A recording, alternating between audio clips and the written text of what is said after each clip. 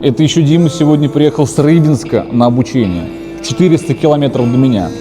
А вот прошлый мой ученик приезжал со Ставропольского края, нахуй, представляете? 1700 километров, это только до Москвы.